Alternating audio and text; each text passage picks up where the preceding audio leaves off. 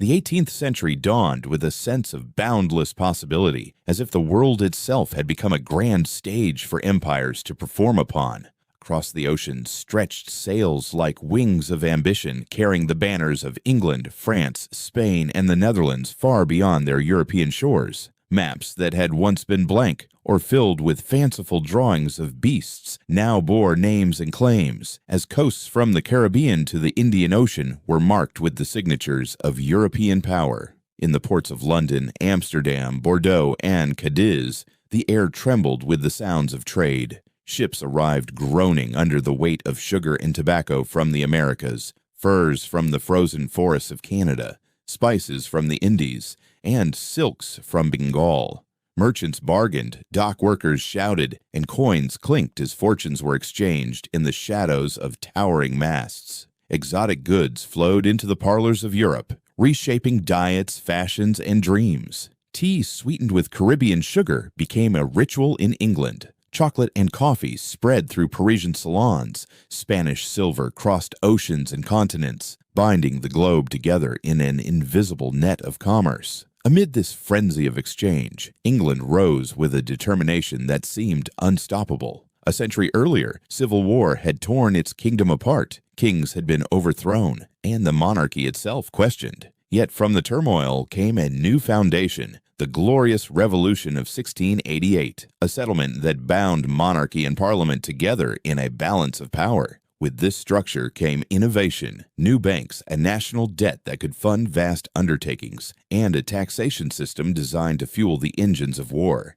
England had found the secret of empire. Financial might turned into naval power, and naval power turned into global influence. The Royal Navy was the instrument of this transformation. Along the shipyards of the Thames and at Portsmouth, craftsmen hammered oak into hulls, stitched sails, and forged the cannon that would carry England's will across the seas. Each new vessel was more than a weapon. It was a lifeline of trade, a shield against rivals, and a promise of wealth to come. The Navy's presence in distant waters was both guardian and threat, ensuring that English merchants prospered while rival nations faced constant uncertainty. It became not merely the defense of the kingdom, but the living symbol of its destiny. France, proud and ambitious, refused to yield the stage. Spain still clung to vast dominions in the Americas, their mines pouring silver into Europe. The Dutch, though eclipsed, maintained outposts and a mastery of finance that made them influential. The 18th century was no longer an age of local rivalries.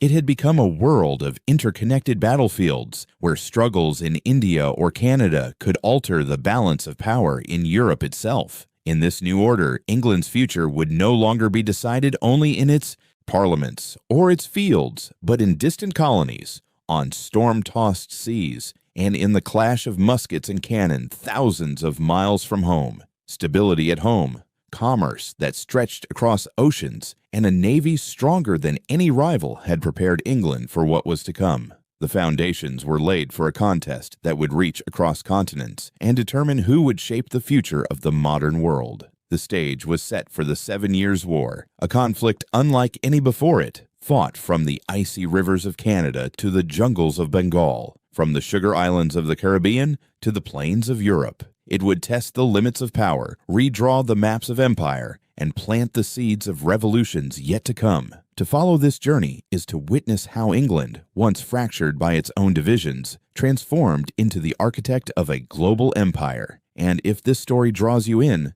stay with it, for what unfolds next is the tale of how a single war reshaped the destiny of nations and the course of history itself. And yet, beneath this glittering vision of expansion and prosperity, shadows gathered. The very forces that had carried England into an age of commerce and naval strength also carried with them rivalry and suspicion. Every new ship launched from Portsmouth, every colony that thrived under the Union Jack, was matched by a counterstroke from France or Spain. The world stage, once a place for shared ambition, became an arena where empires circled each other warily, their ambitions colliding across oceans. It was in this charged atmosphere, half triumph, half foreboding, that the next act began, a chain of disputes, skirmishes, and rivalries that would ignite into the greatest conflict the 18th century had yet seen. The world that England entered in the mid-18th century was one of mounting tension, where the great empires were locked in rivalry across continents.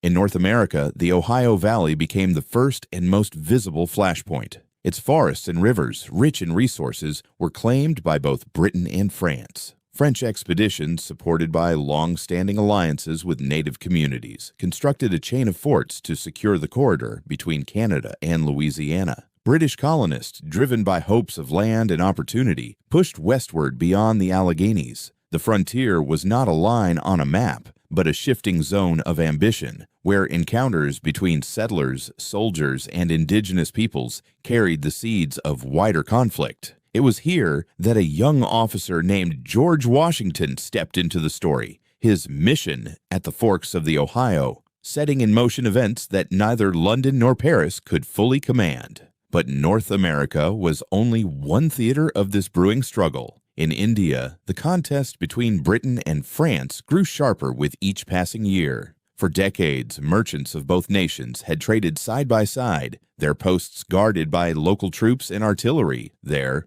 warehouses filled with cotton, silk, and spices. Yet beneath the surface, commercial competition hardened into political ambition. The French East India Company, under leaders such as Duplessis, sought to weave alliances with powerful Indian rulers, envisioning a French dominion in the subcontinent. The British East India Company responded in kind, forging its own ties and deploying its own battalions. What began as a rivalry of merchants became a clash of armies, as the wealth of India drew Europe's empires into a contest far greater than trade alone. Meanwhile, across the Atlantic, the Caribbean islands glittered like prized jewels. Their plantations produced sugar on a scale that transformed the economies of Europe. Islands such as Jamaica and Guadeloupe became coveted possessions, not only for their wealth, but also for their strategic location. Control of these islands meant both prosperity and command of the sea lanes. Beyond the Caribbean, the coasts of West Africa also became vital in the flow of goods that connected continents. European forts and trading stations dotted the shoreline, exchanging commodities like gold, ivory, and agricultural products, each transaction linking the fortunes of distant regions into a single global web.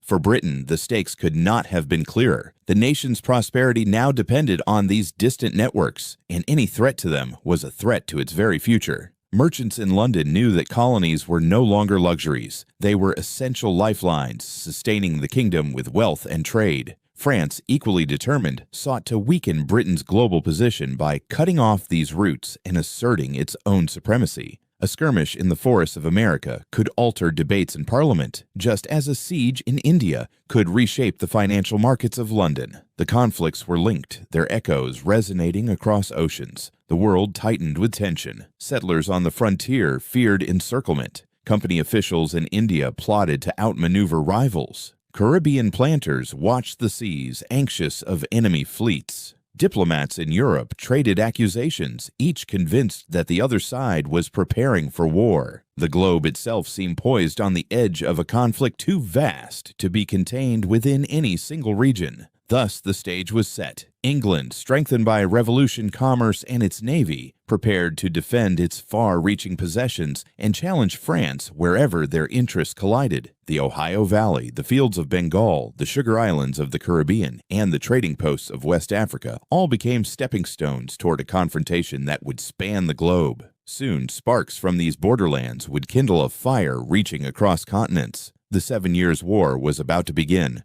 offering England not only the chance to endure, but to emerge as the supreme power of its age. Yet these scattered tensions, in the forests of the Ohio, the markets of Bengal, the sugar islands of the Caribbean, and the trading posts of West Africa, were only fragments of a larger storm. Each flashpoint, however distant, was bound to the other by threads of rivalry that stretched back to Europe itself. For behind every colonial skirmish stood governments and monarchs, anxious allies and wary rivals, all calculating how the balance of power might shift. It was in the chancelleries and courts of Europe, no less than in the jungles and frontiers overseas, that the true contest would be decided. And as the mid-18th century advanced, the rivalry between Britain and France deepened into something greater than trade or territory. It became a struggle for supremacy, a confrontation that would redraw alliances and divide the continent itself. The mid-18th century was not merely an age of distant colonial disputes. It was an age when Europe itself became the board upon which empires played out their ambitions.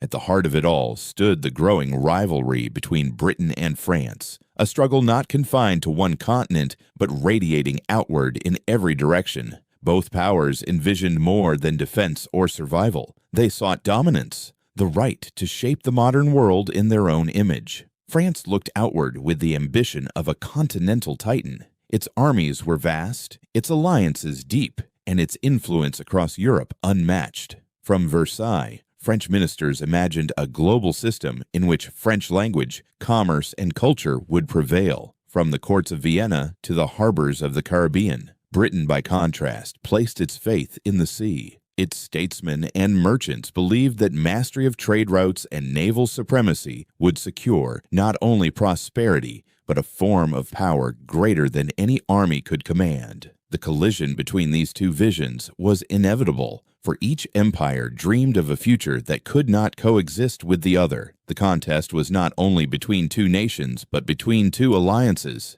In 1756, Europe witnessed what contemporaries called the diplomatic revolution, when the old balance of power suddenly inverted. France, long the enemy of Austria, now embraced it as an ally, binding its fate with the Habsburg dynasty. Britain, once tied to Austria, turned instead to the rising force of Prussia under Frederick the Great. The map of Europe seemed to flip, the familiar lines of rivalry redrawn in bold new colors. In Paris, it meant French armies would march to defend Austria against Prussia. In London, it meant subsidies of British gold flowing into Frederick's coffers, keeping Prussia's armies in the field while Britain focused on naval campaigns abroad. This reversal stunned contemporaries. The courts of Europe, accustomed to centuries of tradition, suddenly saw old enemies clasp hands and old friends part ways. Diplomats spoke of treachery, ministers of necessity, but all agreed that the continent had been transformed. Europe was now split between two great camps, each convinced that the survival of its way of life depended on victory. For Britain, the partnership with Prussia was pragmatic but essential. Frederick the Great's armies were small compared to those of France and Austria, but his genius for maneuver and boldness on the battlefield made him a dangerous foe. British subsidies ensured he could continue the struggle, distracting France and its allies on the continent and allowing Britain to wage its war on the oceans. The alliance was not born of affection, but of calculation. Britain needed Frederick to hold the line in Europe, and Frederick needed Britain's treasure to keep his soldiers clothed and armed. In this great division, Europe itself became a battlefield of ideas as well as armies. France represented the old continental order, tied to dynastic politics and the weight of tradition. Britain, rising with commercial wealth and parliamentary governance, embodied something different, a new kind of power built not only on land but on trade, credit, and fleets. The struggle was not framed in these terms by contemporaries, yet beneath the clash of alliances lay the deeper question of what form of empire would define the future. Cinematically, one might imagine a map of Europe split in two, colors of red and blue spreading across the land as if the continent were a chessboard of war. Drums echo in the distance, calling armies to march. Along the Rhine and the Danube, troops prepared for battle. In the North Sea and the Bay of Biscay, ships gathered in squadrons. Every corner of the continent throbbed with expectation, the air heavy with the sense that the coming conflict would be decisive. The rivalry between Britain and France had become more than a quarrel over colonies. It was the contest of two systems, two ambitions, two futures. One sought mastery through continental alliances and armies, the other through naval supremacy and global trade. Both were convinced of their destiny. Both believed themselves chosen to shape the world. The 7 Years' War, when it came, would be no ordinary struggle. It would be a conflict to decide whether Europe's center of gravity lay in the courts of kings or in the docks of merchants, whether the future would be written on the fields of Germany or the waters of the Atlantic. And so the scene was set. Europe divided, alliances locked, ambitions sharpened. The first thunder of drums could already be heard. Soon the sparks from North America, India, and the Caribbean would merge with the fire of continental war. The globe itself would become a battlefield, and England, bound by alliance with Prussia and driven by its vision of maritime supremacy, was ready to meet France in a struggle that promised nothing less than the shaping of the modern age. While Europe braced itself for the clash of alliances, the first sparks did not fall on the fields of Saxony or the banks of the Rhine, but in a wilderness thousands of miles away.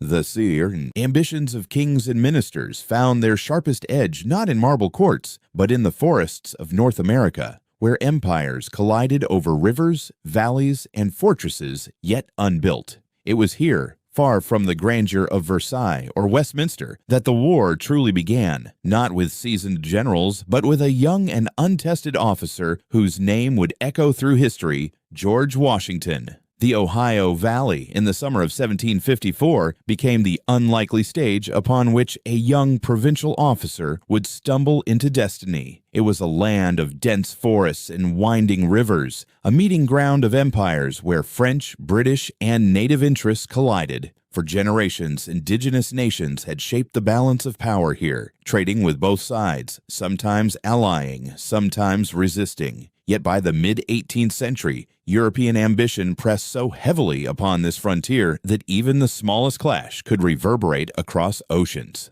Into this world rode George Washington, barely 22 years old, tall, reserved, and largely unknown beyond the borders of Virginia. The governor of Virginia had sent him westward with orders to confront the French advance. Reports had reached Williamsburg that French forces were fortifying the forks of the Ohio River, the vital junction where the Allegheny and Monongahela joined to form the Ohio itself. Whoever held that site commanded the gateway to the interior of the continent. For Britain, it promised access to land for settlement and trade. For France, it secured the corridor linking Canada to Louisiana. Washington, with a small detachment of colonial militia and allied warriors, was dispatched into this contested wilderness with a mission far larger than his experience. The tension came to a head in May of that year when Washington's party encountered a French reconnaissance force. Shots were fired, and in the confusion, lives were lost. Though the skirmish itself was minor, its significance was immense. The news raced through the valleys and across the Atlantic, for it meant that British and French soldiers had clashed in a region both claimed. What might have remained a dispute of diplomats had now become the spark of war. Washington, whose name had scarcely been spoken outside Virginia, suddenly found himself marked in the dispatches of Europe. The French, determined to avenge the encounter, advanced swiftly. Washington, realizing he was outnumbered, hastily constructed a makeshift defense in a clearing he named Fort Necessity. It was little more than a crude palisade, surrounded by soggy ground and vulnerable to higher terrain nearby. Rain fell heavily, soaking powder and provisions, turning the encampment into a miserable quagmire. On July 3rd, French forces, supported by their native allies, surrounded the position. Under a relentless barrage and with his men exhausted, Washington agreed to terms of surrender the following day. The young officer was allowed to march his troops back to Virginia, their honor bruised, but their lives spared. To London, the defeat was sobering. To Paris, it was vindication. Yet beyond the immediate outcome lay something of greater importance. The name of George Washington had entered the chronicles of history. His actions, however modest or flawed, placed him at the center of a contest that would expand into the 7 Years' War. Observers noted his composure, his willingness to assume responsibility, and his determination even in the face of failure. The stage of the Ohio Valley, once obscure to the wider world, had suddenly become the theater upon which a future leader first appeared. The encounter at Fort Necessity revealed more than the missteps of a young commander. It exposed the fragility of Britain's hold on the frontier. Colonial militias lacked training and supply. Alliances with native nations were uncertain, and the distance from London made reinforcement slow. France, by contrast, had established a network of forts and cultivated enduring ties with indigenous allies. The clash of 1754 thus underscored that the struggle for America would not be decided by a single skirmish, but by years of sustained effort, requiring not only armies but the mobilization of entire empires. Cinematically, one might imagine the scene. Rain drumming against wooden palisades, smoke rising from damp muskets, the forest alive with echoes of shouted commands and answering volleys. In the midst of it stood Washington, young and untested, his cloak soaked, his resolve hardening. Though he signed the surrender, though the fort fell, something had been forged. The world now knew his name, and he himself had glimpsed the scale of the struggle to come. In the quiet aftermath, as the columns of weary soldiers marched homeward through dripping forests, the significance of what had happened began to take shape. This was not an isolated frontier clash. It was the opening act of a drama that would stretch across continents. The seeds of global conflict had been sown in the mud of Fort Necessity. And so, the Ohio Valley, once a remote and contested wilderness, became the crucible of world war. From this moment, Britain and France could no longer retreat from confrontation. The story of empires had entwined itself with the fate of a young Virginian whose life would one day alter the course of nations. For now, he returned in defeat, but history had taken note. Washington's name had been spoken, and it would not be forgotten. The skirmish at Fort Necessity had ended in surrender, but it was only the opening act of a far larger struggle. Neither London nor Paris could ignore what had happened in the Ohio Valley, and both resolved to answer with greater force. For Britain, the humiliation of Washington's defeat demanded redemption. Ministers in London determined that colonial militias and improvised palisades would no longer suffice. The next move would be made with the full weight of imperial power. Thus, in the summer of 1755, the red coats of Britain's professional army began to march westward, led by a general of reputation, intent on proving that the might of the empire could not be doubted. In the summer of 1755, Britain sought to reassert its authority on the American frontier with a show of overwhelming force. The defeat at Fort Necessity the year before had been dismissed in London as the misfortune of colonial amateurs, the stumble of youth and inexperience. This time, the Crown dispatched a seasoned soldier, General Edward Braddock, a man of reputation forged in the discipline of the European battlefield. With him marched a column unlike any America had yet seen. Thousands of red-coated regulars, cannon in tow, supply wagons creaking under the weight of provisions, and militia auxiliaries trailing in their wake. It was an army meant to impress, to crush resistance, and to remind both friend and foe that the might of Britain was not to be trifled with.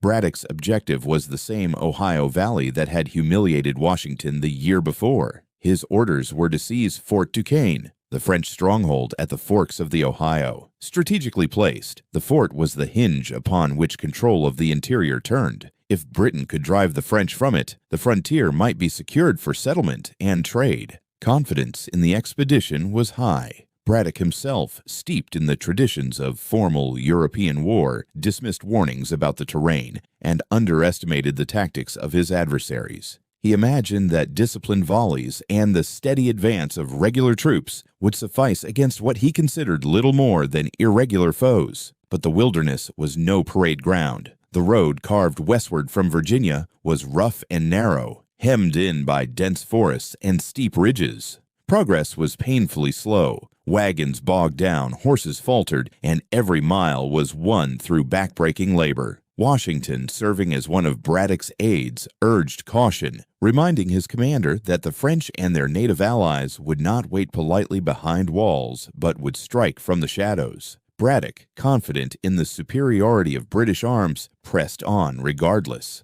On July 9th, near the Monongahela River, the French and their native allies seized the moment. As Braddock's troops crossed in columns, drums beating and flags fluttering, they suddenly found themselves attacked from the forests that lined the road. Confusion spread quickly. The close formations that worked so well in European fields turned disastrous in the thick woods. Muskets flashed from unseen positions, and the long column became a trap of its own making. Officers attempted to rally their men, but commands were drowned in the chaos. The regulars, trained to stand shoulder to shoulder, found themselves surrounded by an enemy they could not clearly see. Washington, riding desperately between companies, tried to impose order. His calm under fire earned him admiration. Even as the expedition unraveled, Braddock himself fought valiantly to restore control, but he was struck down in the melee. Leaderless, exhausted, and demoralized, the army finally broke.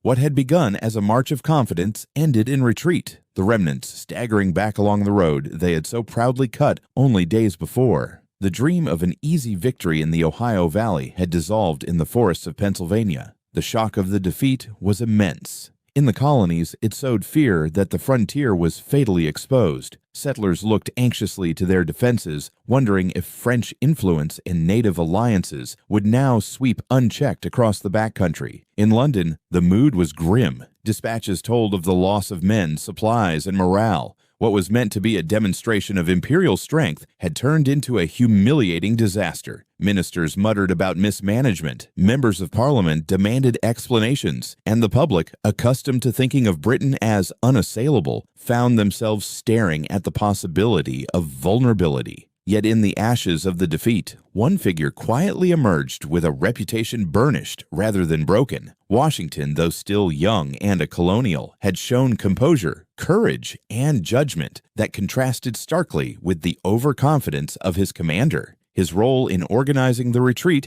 and saving what remained of the army did not go unnoticed. For him, the defeat became an education in the realities of war, a harsh schooling that prepared him for the greater trials of his future. Cinematically, one might imagine the contrast, the march westward, resplendent with drums and banners, dissolving into a scene of chaos as the forest itself seemed to rise against the column. The fall of Braddock, the desperate flight of soldiers stumbling back along the trail, the silence that followed in the shadowed woods, and then the echo of the news reaching London. In coffeehouses, men shook their heads. In Parliament, voices rose in anger. In Whitehall, ministers whispered of a war that might now spread far beyond the Ohio frontier. The defeat at the Monongahela was more than a lost battle. It was a revelation that the struggle in America would be neither simple nor swift. Britain, despite its resources, would need new strategies, new leaders, and new resolve if it hoped to prevail. The humiliation of Braddock's expedition darkened the horizon, a reminder that the empire's power, though vast, was not invulnerable, and as Europe watched, the rivalry between Britain and France deepened further, for the forests of Ohio had proven that the contest for empire was only just beginning. The forests of Pennsylvania had humbled Britain's pride, but the struggle could not remain confined to the frontier. Defeat on land made it all the more urgent to prove strength elsewhere, and for England, that meant the sea. If the empire faltered in the wilderness, it would answer with sails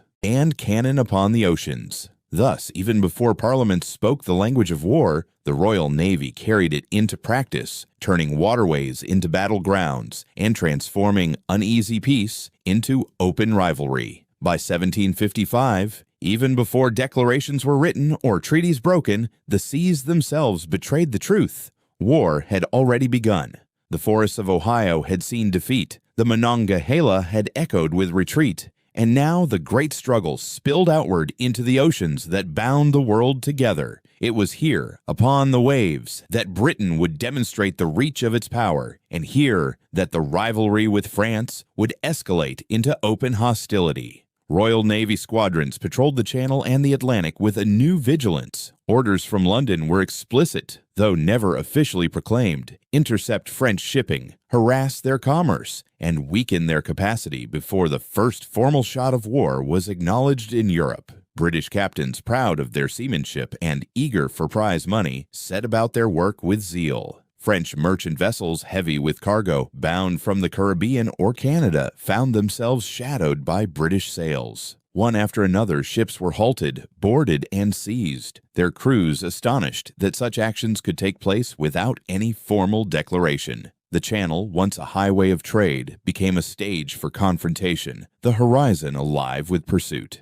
The French protested bitterly, claiming Britain had broken every code of diplomacy. But in Whitehall, ministers argued that preemption was survival. If Britain waited, France would strengthen its fleets, reinforce its colonies, and strike first. Better to clip her wings at sea while still unprepared. And so, long before ambassadors delivered official notes of war, the conflict had been joined in practice. Europe watched with a mixture of outrage and inevitability, for it seemed that neither side had the will to turn back. For the sailors of both nations, the experience was one of constant tension. To the French, every voyage carried the risk of capture. To the British, every mast sighted on the horizon might prove an enemy in disguise. Merchant crews whispered of sudden encounters, of frigates looming from fog, of boarding parties demanding surrender in the name of a war that no one yet admitted existed. Insurance rates in the great ports of Europe soared, merchants hesitated, and the pulse of global trade quickened with uncertainty. The mood in Britain was one of restrained triumph mixed with unease.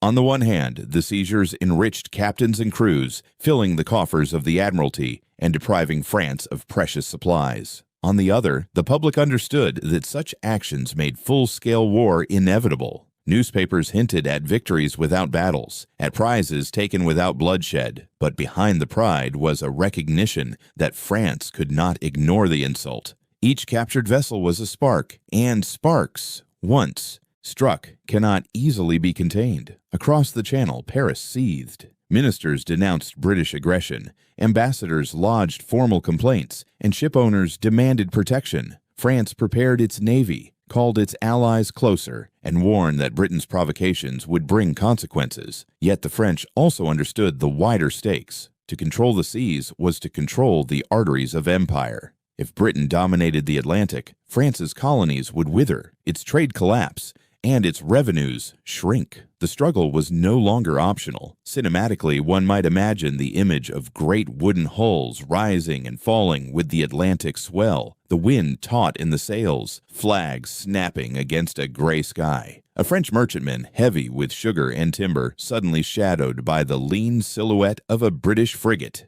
Cannons rolled out, signals exchanged, and the slow, relentless approach of boarding boats. No declaration had been read. No statesman had yet spoken the words of war, yet here upon the sea, the verdict was already rendered. Thus the world found itself in a paradox: peace in name, war in fact. Diplomats still conversed in gilded halls, but sailors and merchants knew better. The 7 Years' War, though not yet christened as such, had already entered its opening act. Britain's navy, ever restless, had carried the conflict from the forests of America to the wide expanse of the Atlantic, binding together distant theaters into one story of global rivalry. The sense that war had not been declared, yet war had begun, hung over Europe like a gathering storm. Everyone could hear the rumble. Everyone awaited the flash. Soon enough, the formal words would be spoken, the alliances would be tested, and the world would descend fully into the struggle. But in truth, the die had already been cast. On the seas, Britain and France were at war, and the rest of the globe would follow. The seas had already whispered the truth. War was alive, even if treaties still pretended otherwise. But the clash could not remain confined to oceans and colonies. What began with intercepted ships and frontier skirmishes was now drawing Europe itself into the maelstrom. In the palaces of Paris, Vienna, London, and Berlin, ministers recalculated, monarchs reconsidered, and alliances shifted in ways no one had thought possible. The rivalry of Britain and France had grown too vast to be settled at sea alone. The very balance of the continent was at stake.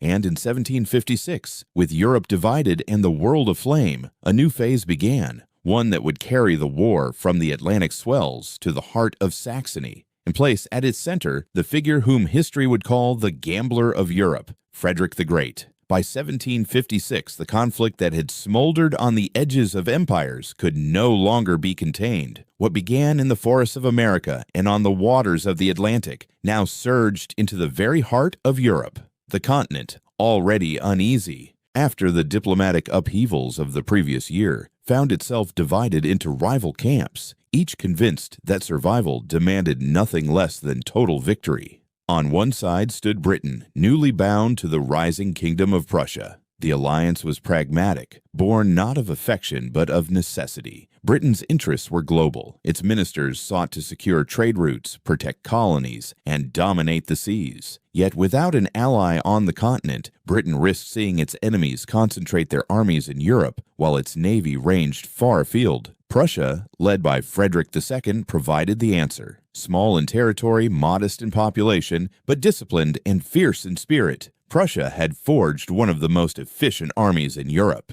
In Frederick, Britain found a partner willing to stand against overwhelming odds if given the resources to endure. Opposing them was a coalition of immense power, France, Austria, and Russia, joined at times by smaller states drawn into the gravity of their strength. France sought to check British power on the seas by pressing its advantage on the continent. Austria, humiliated by the loss of Silesia in the earlier War of the Austrian Succession, longed for revenge against Prussia. Russia, vast and restless, saw in Prussia a dangerous upstart whose success threatened to disturb the balance of Eastern Europe. Together, these states represented a weight of men and arms that seemed certain to crush Frederick's fragile kingdom. The division was stark. Europe became a chessboard where kings and ministers moved not pawns of ivory, but armies of flesh and iron. The stakes were nothing less than the future of the continent. And at the center of it all stood Frederick the Great,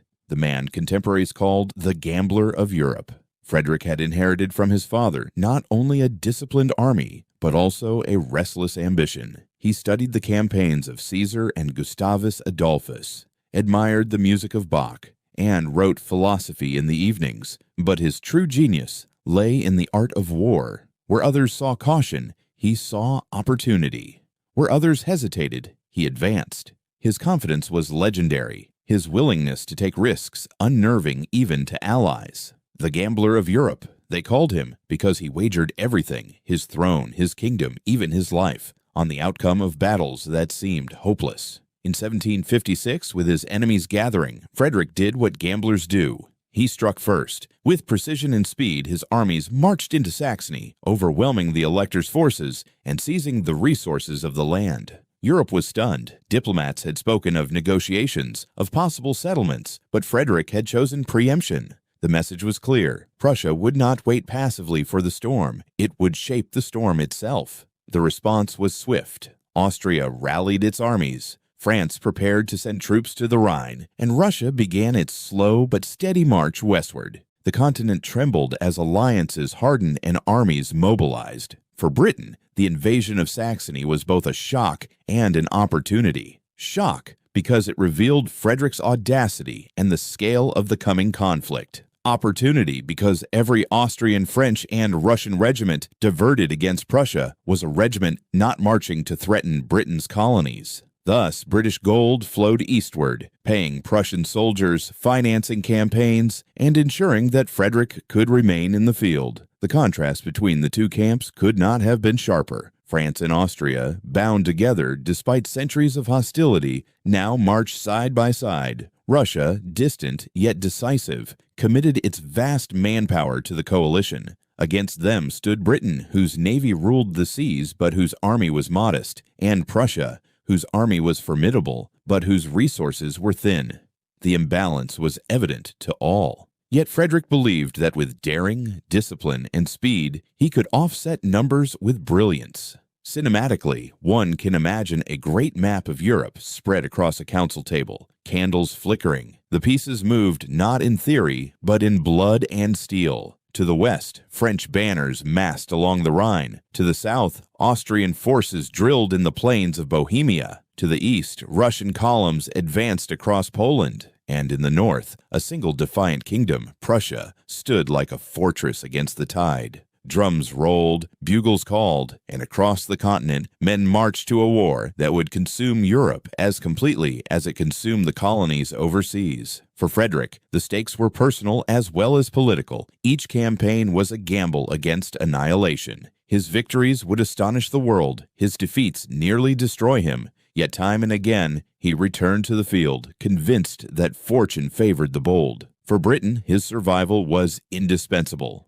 Every victory he won kept France and Austria occupied, allowing British ships to seize colonies and strangle commerce. Every battle he fought bought London time to wage the global war it believed would decide the century. The alliances forged in 1756 thus set the stage for a new phase of the 7 Years' War. It was no longer a struggle of scattered skirmishes or colonial outposts, but a confrontation of empires and armies on a continental scale. Britain and Prussia against France, Austria, and Russia. The world divided, the pieces in motion, the storm gathering. And at the heart of it, Frederick the Great, the gambler of Europe, prepared once more to roll the dice. The alliances of 1756 had redrawn the map of Europe, but they also set in motion forces that could only be resolved on the battlefield. Diplomats had finished their work. Now soldiers would determine the fate of kingdoms. For Frederick the Great, the gambler of Europe, every march and maneuver was a wager against annihilation. And as the following year unfolded, the stakes rose higher. Still, in the crucible of 1757, surrounded and outnumbered, Frederick would prove whether boldness and discipline could overcome the weight of empires. By the late autumn of 1757, Europe had become the crucible of a struggle as vast as any in its long history. Armies marched across plains and valleys, banners of rival powers clashing against one another as the fate of the continent hung in the balance. At the center of it all was Prussia, a kingdom small in size but colossal in ambition, led by Frederick the Great. Against him stood the combined might of France, Austria, and Russia, forces that dwarfed his own in numbers and resources. Yet here, in the fire of adversity, Frederick revealed why history would remember him as the gambler of Europe. The year began with disasters. Prussia, overextended and surrounded, reeled under the pressure of its enemies. Yet by the close of 1757, Frederick had turned the tide with two victories so dazzling that they would echo across centuries: Rossbach and Leuthen. At Rossbach in November, Frederick faced a Franco-imperial army nearly twice the size of his own. The French and their German allies believed themselves secure, confident that sheer numbers would suffice. But Frederick, with his gift for speed and maneuver, outflanked them with breathtaking precision. His cavalry swept across the enemy's flank. His infantry struck with disciplined force, and within hours the larger army was in full retreat. The victory astonished Europe. A small kingdom had humiliated one of the great powers on open ground. Frederick's enemies had thought him cornered, yet he emerged triumphant, his reputation burnished with the sheen of genius. Only weeks later, in December, he struck again at Leuthen in Silesia. Here, the Austrian army, formidable and well-prepared, believed Frederick could not hope to break their lines. But once more, he confounded expectations. Employing the oblique order, a tactic that concentrated force against one wing while holding back elsewhere, he shattered the Austrian flank and rolled their army from the field. It was a masterclass in timing and discipline, studied by generals for generations. Leuthen confirmed what Rossbach had suggested. Frederick's brilliance could turn desperate odds into resounding victories. Yet behind the glitter of triumph lay the hard reality that Prussia could not have stood alone.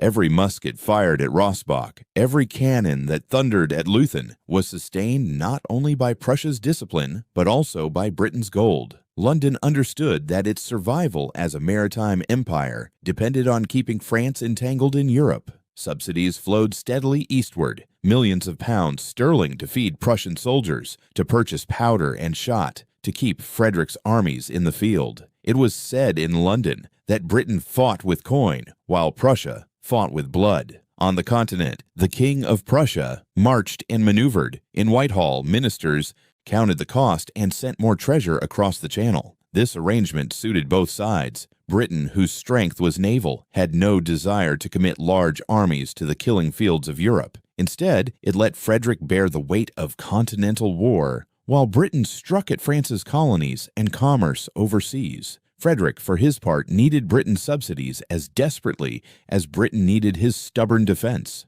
Without British support, his kingdom would collapse under the sheer weight of its enemies. Without Frederick's resistance, Britain would face a France free to pour resources into global conflict. The alliance was therefore one of necessity, a marriage of convenience forged in the furnace of survival. The victories of Rossbach and Leuthen transformed the mood of Europe. Courts that had expected Prussia's swift destruction now marveled at its resilience. In Paris, humiliation festered. In Vienna, despair mingled with determination. In St. Petersburg, Russia's generals pressed on, convinced that Prussia must eventually be crushed by sheer numbers. But in London, the news was greeted with jubilation. Pamphlets celebrated Frederick as a hero, sermons praised divine providence, and Parliament justified further subsidies with renewed vigor. Britain's ministers boasted that their gold had purchased triumph, and with triumph came justification for the burdens placed upon taxpayers. Cinematically, one can picture the scenes. The fields of Rossbach, where cavalry swept like a tide across the plain.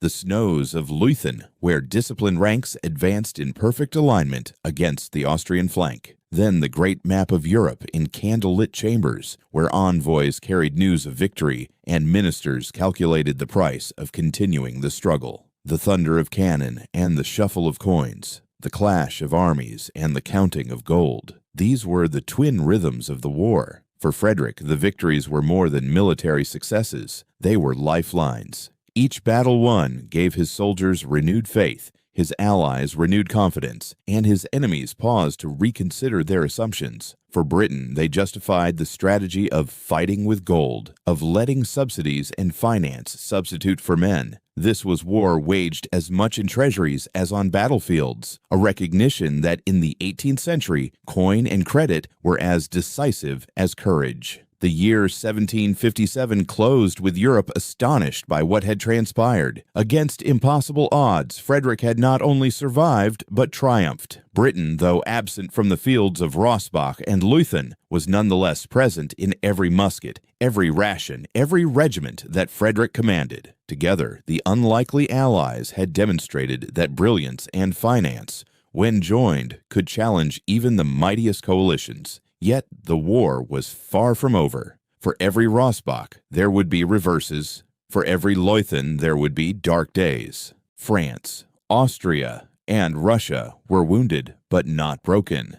Their armies regrouped, their resolve hardened. Prussia remained surrounded. Britain remained stretched across oceans, and the storm of the 7 Years' War still gathered strength. But for a moment, on the frozen fields of Saxony and Silesia, the world glimpsed the improbable triumph of a small kingdom sustained by discipline and daring, and by the steady stream of British gold that kept its cause alive. The thunder of Rossbach and Leuthen echoed far beyond the battlefields. In Europe, they confirmed Frederick's brilliance and Prussia's resilience. But in Britain, the sound carried a different resonance, not only the pride of victory, but the weight of cost. Each triumph on the continent was underwritten by shipments of British gold, each musket and ration sustained by Parliament's purse. And so, even as soldiers marched and cannons roared abroad, another struggle began at home. The Battle of Voices in Westminster, where the nation asked itself whether it was truly fighting for England or for Prussia. In the candlelit halls of Westminster, far from the frozen fields of Silesia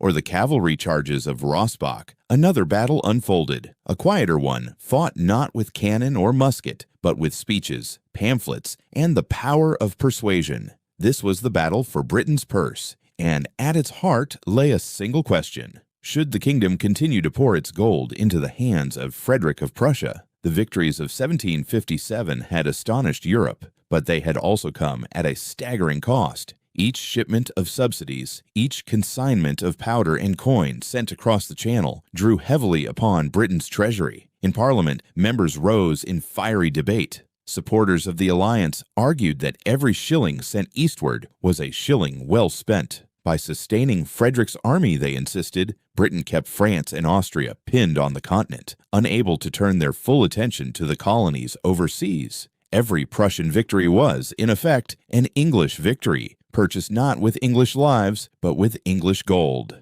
But critics were unconvinced. They muttered that the nation was not fighting for England, but for Prussia. Why, they asked, should the hard-earned taxes of British merchants and farmers be spent to prop up a foreign king? Pamphleteers circulated biting phrases. Are we defending England or gambling for Prussia? In taverns and coffee houses, men argued over their mugs, some convinced that the subsidies were a masterstroke of strategy, others fuming that Britain's treasure was being squandered abroad, while its own people bore the burden of higher taxes. The split in public opinion mirrored the divisions in Parliament. William Pitt, the rising star of British politics, became the voice of confidence and determination. With his fiery eloquence, he framed the subsidies as part of a grand design. Britain's destiny, he declared, was global. To secure her empire, she must strike not only in the Caribbean and India, but also sustain the continental struggle. Without Frederick holding the line in Europe, Britain's ships and colonies would be vulnerable. Pitt painted Prussia not as a foreign ally to be pitied, but as the shield behind which Britain could expand her reach. His opponents, however, saw matters differently. They accused the government of chaining Britain's future to the whims of a gambler king in Berlin. "Shall England bleed her coffers dry," one member thundered, "so that Frederick may roll his dice upon the fields of Germany?" To them, the subsidies were not strategy, but folly. A reckless expenditure that enriched bankers and generals, while ordinary Britons bore the weight. The slogan spread, "Fight for England, not for Prussia." Cinematically, one might imagine the scene. Within the Commons, voices rising, benches crowded with men leaning forward, their wigs powdered, their faces flushed in argument. Pamphlets passed hand to hand outside, their headlines bold, their words sharp as any blade. In coffeehouses, news of Rossbach and Leuthen was read aloud, cheers erupting from some corners, groans of disapproval from others. Britain, though victorious abroad, was divided at home. The tension was not merely rhetorical, it spoke to deeper questions of identity and purpose. Was Britain a European power, bound to the struggles of the continent? Or was it something new, an island empire, whose destiny lay in the oceans and colonies, unshackled from the feuds of kings and princes across the Channel? The subsidies to Frederick sharpened this debate, forcing the nation to confront what kind of power it wished to be. For Pitt, the answer was clear. Britain could not afford to think narrowly. The empire's lifelines stretched across oceans, but those lifelines could be severed if France triumphed in Europe.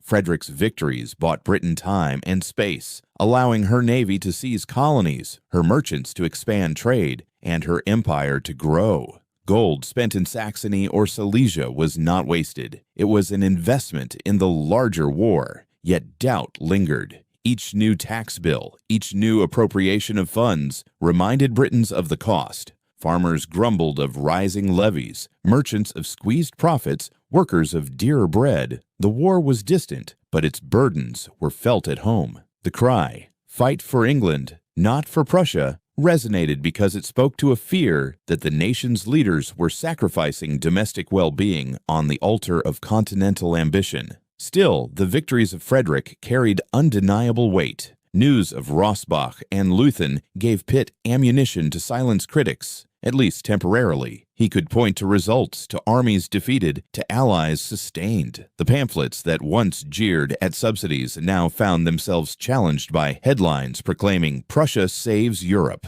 The nation, if not united, was at least persuaded to continue. The gold would flow, the alliance endure. And so Britain pressed on, its leaders locked in argument, its people divided, but its strategy unbroken. The empire would fight with coin as much as with cannon, trusting that Frederick's daring on the fields of Germany would balance the scales against France's power. The debates of Westminster echoed far beyond its walls, for they were about more than subsidies. They were about the very character of Britain, the balance between island and continent, between gold and blood, between fighting for others and fighting for herself. The story of the 7 Years' War was not only written in forests, seas, and cities. It was also written here, in the long speeches of Parliament, in the whispers of coffeehouses, in the divided sentiments of a people asked to bear the weight of empire. The question lingered in every debate, in every tax, in every pamphlet. Was Britain defending herself or wagering her future on a Prussian gamble? The answer, as events would show, was both.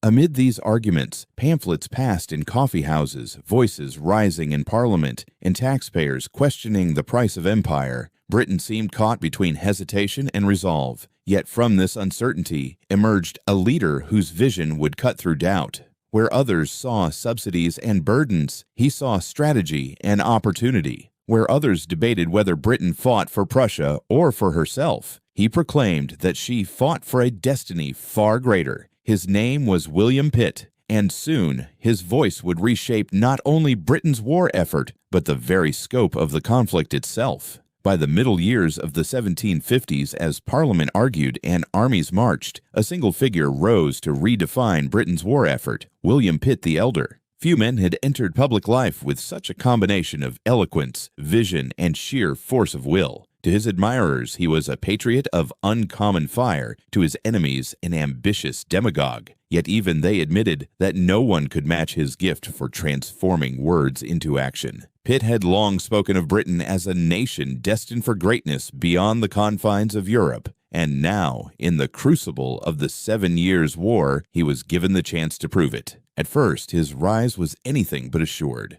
The political world of London was tangled in faction, intrigue, and royal suspicion. King George II distrusted him, the aristocracy found him difficult, and his sharp tongue had made him many opponents. But Pitt possessed something rarer than favor at court: the trust of the public. In the crowded galleries of Parliament, in the coffee houses along the Strand, his speeches stirred listeners with the conviction that Britain's destiny was bound to the seas and the wide world beyond. He spoke not as a cautious minister hedging bets, but as a man possessed of absolute certainty. The nation, he declared, must embrace a war not of defense but of conquest, not limited but global. Pitt's strategy was bold in its simplicity. Britain would fight France everywhere, not just in the forests of America, not only on the plains of Germany, but on every continent where French power could be challenged. The Navy would become the spearhead, carrying red-coated troops to the Caribbean, to West Africa, to India. Colonies would not merely be defended, but expanded, and commerce would be turned into a weapon as decisive as cannon fire. It was a vision that dwarfed the cautious calculations of his rivals. Where others saw limits, Pitt saw opportunities. He understood the essence of Britain's strength. On the continent, Prussia could hold the line, bought and sustained with English subsidies. At sea, Britain's ships could sever French communications, isolate their colonies, and secure the arteries of trade. By making war global, Pitt believed, Britain could strike at the very foundations of French power. France, he declared in words repeated across London, shall find her empire contested in every quarter of the globe. In the Commons, his oratory gave shape to this vision. He spoke of Britain not as a mere participant in a continental struggle, but as the architect of a new order. His speeches were filled with confidence, even audacity. He told his fellow ministers that Britain was fighting not for a patch of forest in Ohio, nor a single fortress in India, but for mastery of the modern world. It was a claim both exhilarating and terrifying, for it demanded total commitment. What set Pitt apart was not merely ambition,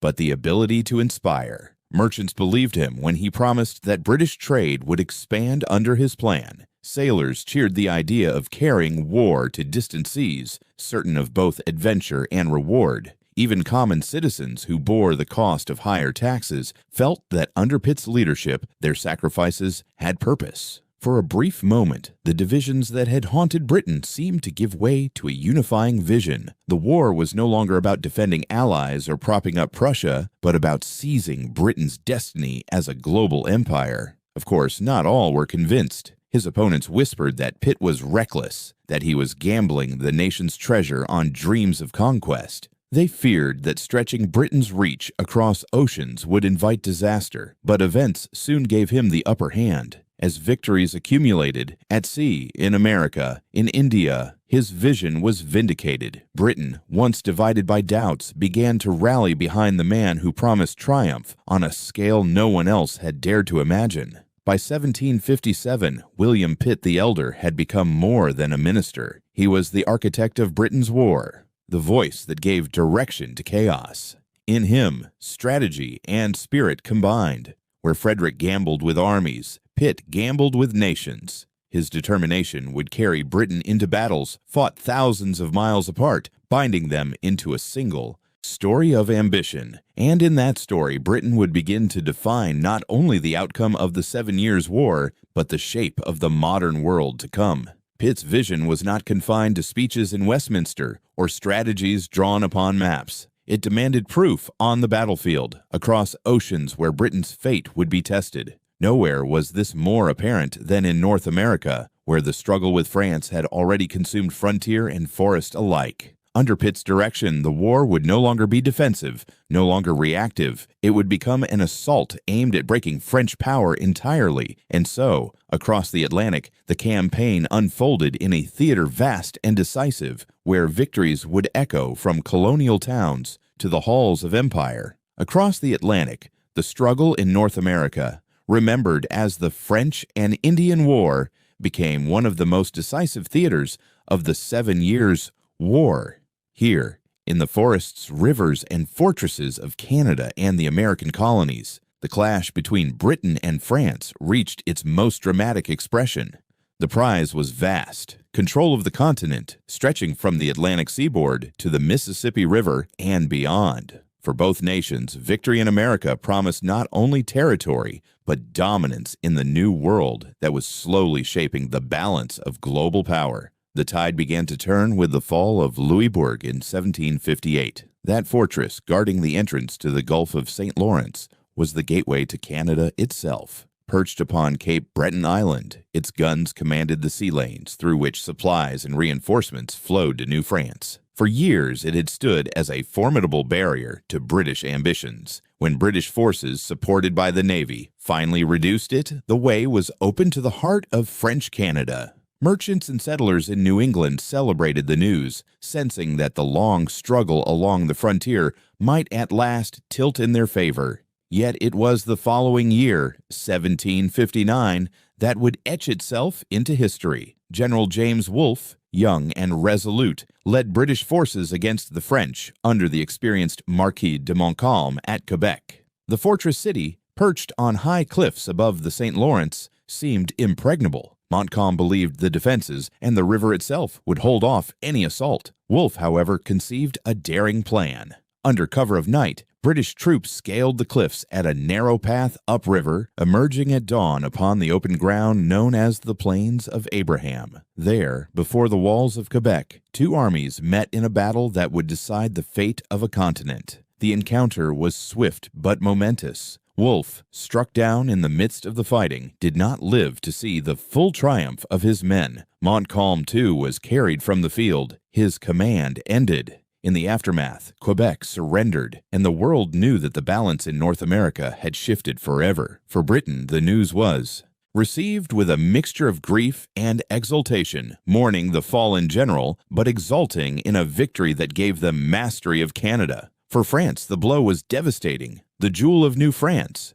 the stronghold upon the St. Lawrence, had been lost. Still, the struggle was not over. The French clung to their remaining positions, determined to fight on. But without Quebec, their cause was hopelessly weakened. In 1760, British forces advanced upon Montreal, the last great center of French power in Canada. Surrounded and outnumbered, the French garrison could not hold. Montreal surrendered, and with it, the dream of a French empire in North America came to an end. The consequences were immense. For Britain, the conquest of Canada was more than a military triumph. It was the opening of an entire continent. The colonies along the Atlantic seaboard now looked westward with new confidence, imagining vast opportunities beyond the mountains. For France, the loss was more than territorial. It was a blow to prestige, a symbol of decline in the great contest of empires. In Britain, the war in America became part of a larger narrative of triumph.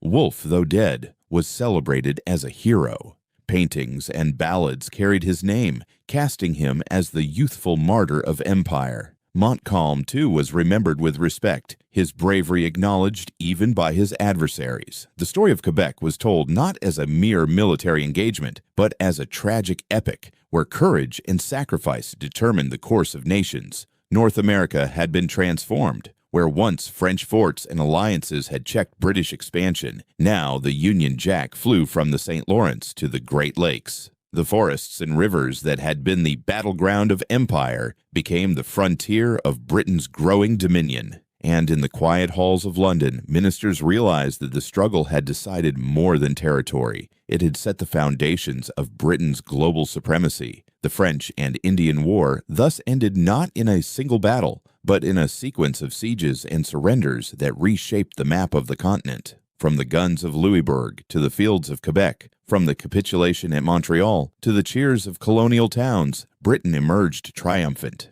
The dream of New France was extinguished, and the Empire of Britain, still contested and still imperfect, now stretched wider than ever before. Yet even as British flags rose above Quebec and Montreal, the struggle for empire was far from confined to the forests of North America. The 7 Years' War was global, and while Canada's fate was sealed on the banks of the St.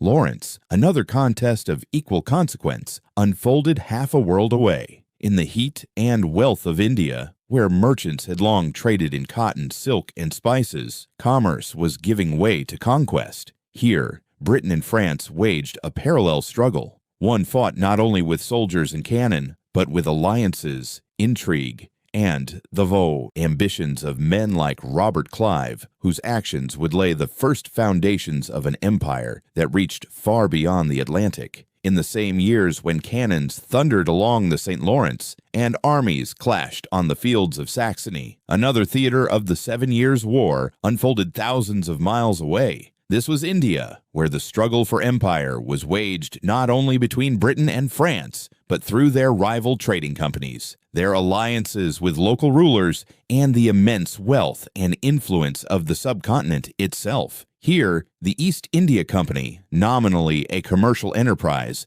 was drawn ever deeper into the politics of Indian courts, and from this entanglement would emerge the beginnings of an empire. The central figure in this transformation was Robert Clive, remembered to history as Clive of India. He was no aristocrat of pedigree, but a company clerk who had risen through the ranks with determination, audacity, and an instinct for war. In 1757, Clive found himself at the head of a small force of British regulars, company troops, and Indian allies facing a coalition led by the Nawab of Bengal, Siraj-ud-Dowlah, supported in part by French advisors. The stage was set for a confrontation that would decide not only the fate of Bengal, but the balance of power in all of India.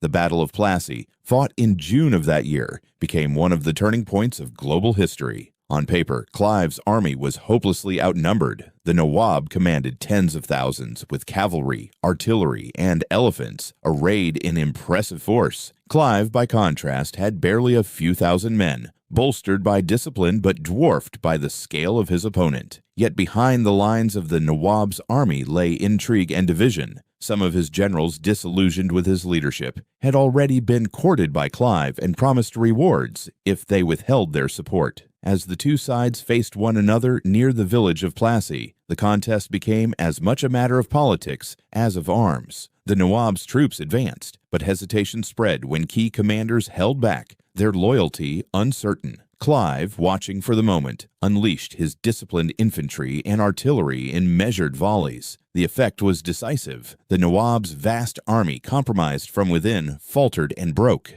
Victory belonged to Clive. What followed was not merely the defeat of a regional ruler, but the transformation of the East India Company into a power that governed as well as traded. Bengal, the richest province in India, fell under British influence. The company secured rights to collect revenue, effectively turning merchants into rulers. From the profits of Bengal flowed the wealth that sustained further conquests, the expansion of trade, and the financing of Britain's global war effort. For contemporaries in Europe, the news of Plassey was both startling and confusing. A battle fought in a distant land by a commercial company, not by a national army, had altered the course of empires. In London, merchants rejoiced at the prospect of profits beyond imagination. Ministers realized that what had begun as a trading foothold was becoming the foundation of dominion. In Paris, by contrast, the loss was bitter. French influence in Bengal had been broken, and the dream of a French India receded into shadow. The significance of Plassey cannot be overstated. It marked the first great step in the establishment of British rule in India. From that moment, the East India Company was no longer merely a guest in the subcontinent, dependent on the favor of local rulers. It had become a power in its own right, capable of shaping the destinies of millions. Clive, once a clerk, now stood as the symbol of this transformation, hailed in London as a conqueror, and in India as a formidable figure whose ambitions reached beyond commerce. The conquest of Bengal also tied India into the wider story of the 7 Years' War. The revenues collected there helped fund Britain's campaigns elsewhere. The soldiers recruited and trained there would later march under British banners, And the example of Plassey, of a small, disciplined force defeating a larger one through cunning, alliances, and resolve, became a legend repeated in drawing rooms and military academies alike. By the close of 1757, Britain had secured not only victories in Europe and America, but the foundation of an empire in India. The fall of Quebec might decide the future of North America, but the victory at Plassey decided something even larger: the beginning of Britain's dominion over the Indian subcontinent, a dominion that would endure for nearly 2 centuries. The 7 Years' War, once thought of as a conflict over disputed territories in distant forests, had thus expanded into a war of continents and oceans. And in the humid fields of Bengal, with the triumph of Clive and the East India Company, Britain had taken its first great stride toward becoming the global empire it was destined to be. Yet India was only one chapter in this widening story of empire. Even as Clive's victory at Plassey reshaped the fate of Bengal, the currents of war pulled Britain into other distant arenas. The Caribbean and the coasts of Africa, rich in sugar, gold, and trade, became no less decisive than the fields of Quebec or the plains of Bengal. For in these waters and ports lay the lifeblood of 18th century wealth, the commodities that fueled commerce, sustained treasuries, and bound continents together. And so, while muskets crackled in India and Canada, British sails appeared in the tropics, turning islands and outposts into prizes of war that would further expand the reach of empire. While armies clashed on the fields of Europe and fortresses fell in North America and India, another theater of the 7 Years' War unfolded across the warm waters of the Caribbean and along the coasts of West Africa. Here, Britain and France fought not only for military advantage, but for the wealth that flowed from islands and ports, wealth that took the form of sugar, gold, and trade routes that tied together continents. If North America was the battlefield of empire's future, the Caribbean and Africa were the treasure chests that fueled it. The Caribbean islands, small in size yet immense in value, became some of the most fiercely contested prizes of the war. Guadeloupe and Martinique, lush and fertile, produced sugar in quantities that made them jewels in the crown of any empire.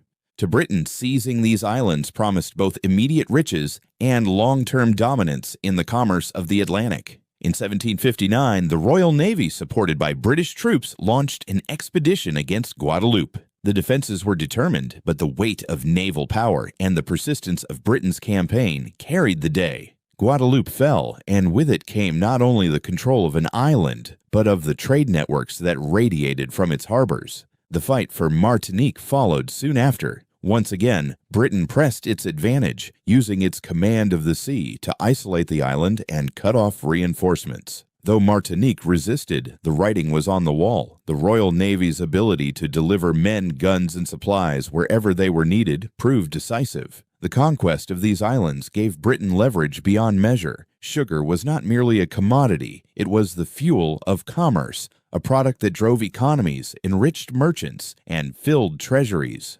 To control the sugar islands was to command a cornerstone of 18th century wealth. Across the Atlantic in West Africa, another struggle unfolded. France had long maintained posts in Senegal and along the Gambia River, key points in the trade networks that connected Africa to Europe and the wider world. British expeditions, again carried by naval power, moved to seize these outposts. One by one, French positions fell. Senegal came under British control, followed by Gambia. Though far from the grand battles of Europe, these victories mattered greatly. They allowed Britain to dominate important trade routes, giving London both material resources and strategic depth in the wider war. Thus, by the mid-1760s, Britain's empire was no longer merely a line of colonies on the American seaboard. It was a global network stretching from the plantations of the Caribbean to the rivers of Africa, from the fields of Bengal to the fortresses of Canada. Each conquest tied together into a web of commerce and power. London ministers began to speak of an empire of sugar and gold, recognizing that the war was remaking Britain into something larger than any island kingdom had ever been before. At home, the news of these triumphs stirred both pride and debate. Merchants in Bristol and Liverpool celebrated, for their ships now carried goods from conquered islands and ports. investors in the East India Company, and the Africa. Trade counted their profits, but others asked if Britain was overreaching, acquiring territories that would cost as much to defend as they yielded in wealth. The government pressed on nonetheless, convinced that in this global conflict, to hold wealth was to hold power. For France, the loss of Guadeloupe, Martinique, Senegal, and Gambia was a heavy blow. The revenues that once flowed into French coffers now enriched her enemy. Paris fumed, but without control of the seas, there was little it could do to reverse the tide. Britain's naval supremacy had become the deciding factor, allowing her armies to appear where needed and to vanish just as swiftly, leaving French garrisons isolated. The Caribbean and African campaigns revealed the true scope of the 7 Years' War. This was not a struggle confined to borders in Europe or forts in America. It was a war for wealth itself, for the resources that sustained empires. Sugar and gold were as decisive as muskets and cannons, and in capturing the sources of both, Britain elevated itself to a position of unrivaled strength. By the end of these campaigns, the map of empire looked very different. The British flag now flew over islands and ports once ruled by France, and Britain's coffers swelled with the wealth of new possessions. The war had turned the Caribbean and Africa into arenas of empire, and in doing so, it had carried Britain closer to its destiny as the preeminent global power of the age. Yet even as Britain's banners rose over the sugar islands of the Caribbean and the trading posts of Africa, it became clear that such conquest depended on something greater than muskets or treaties. They rested on the power that carried soldiers across oceans, that shielded merchants' fleets, and that struck at France wherever her sails appeared. The heart of empire was not only found in plantations or ports, but upon the restless waters themselves. And it was here, in the battles of the open sea, that Britain would secure the victories which transformed triumphs abroad into lasting supremacy. By the height of the 7 Years' War, Britain's strength was no longer measured only in subsidies sent to Frederick in Europe or in colonies seized across oceans. It was written most clearly on the seas, where the Royal Navy emerged as the undisputed master of the world's waterways. To contemporaries, this transformation was as decisive as any battlefield triumph. Control of the oceans meant control of commerce, communication, and empire itself. And by the end of the conflict, Britain had claimed that mantle with victories so complete that they would define naval tradition for generations. The turning points came in 1759, a year remembered in Britain as an annus mirabilis, a year of wonders. In August, off the coast of Portugal, British ships under Admiral Boscawen intercepted a French fleet attempting to break into the Atlantic. The encounter at Lagos was fierce but one-sided. The French, seeking refuge in neutral ports, found themselves chased and scattered. Several ships were captured, others destroyed, and the plan to reinforce overseas possessions was undone. The victory ensured that France would struggle to resupply her colonies, cutting arteries that connected the metropole to its far-flung territories. Yet it was later that year, in November, that the decisive stroke fell. Off the coast of Brittany, near Quiberon Bay, Admiral Hawke led the Royal Navy into stormy waters to confront another French fleet.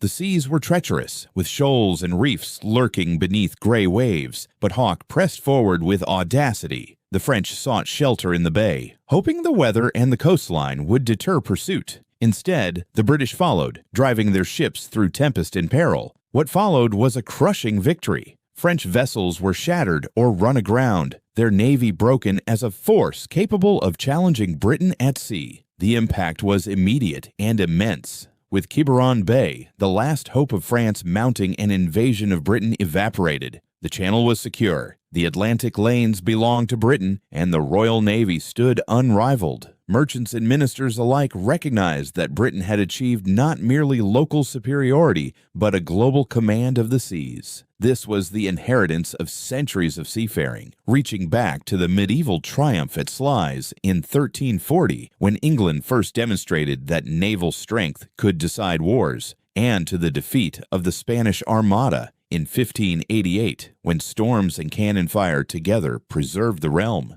Quiberon Bay stood in that line, a new chapter in the long saga of British naval destiny. In London, news of the victory was greeted with jubilation. Pamphlets compared Hawke to Drake and Nelson's predecessors, placing him in the pantheon of admirals who had defended the realm and expanded its reach. For ordinary citizens, the triumph meant security from invasion and confidence in Britain's future. The Navy was no longer simply a tool of defense, but the very symbol of national identity. Songs, engravings, and sermons celebrated the idea that Providence had chosen the island nation to rule the seas. For France, the defeat was catastrophic. Deprived of its fleets, the kingdom could not protect its colonies, its commerce, or even its coasts. French ports lay vulnerable, while British ships sailed with impunity from the Caribbean to the Indian Ocean. What had once been a contest between equals at sea had turned into domination by one side. The world had entered an age where maritime power was the foundation of empire, and in that age, Britain now stood alone at the summit.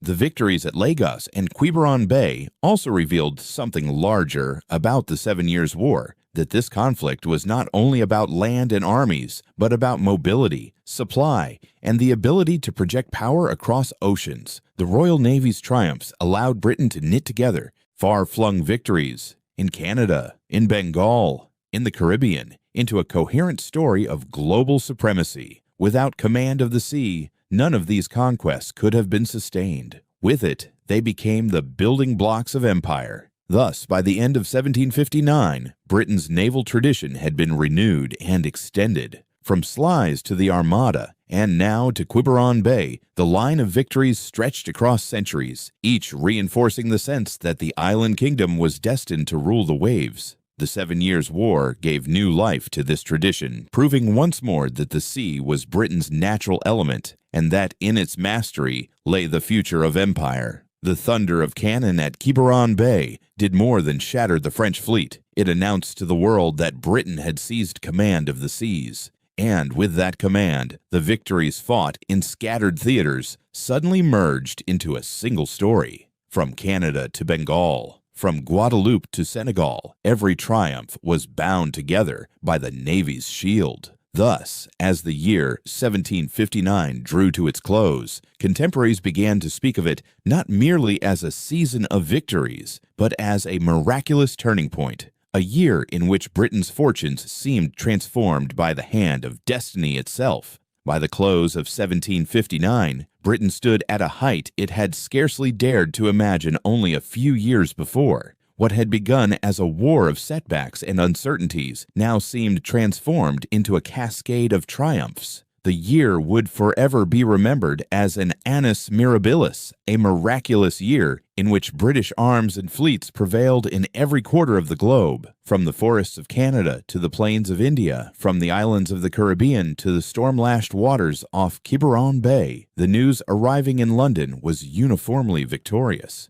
The victories were so numerous and so far-flung that contemporaries struggled to comprehend them as part of a single conflict. In North America, Quebec had fallen, secured by the courage of Wolfe and his men.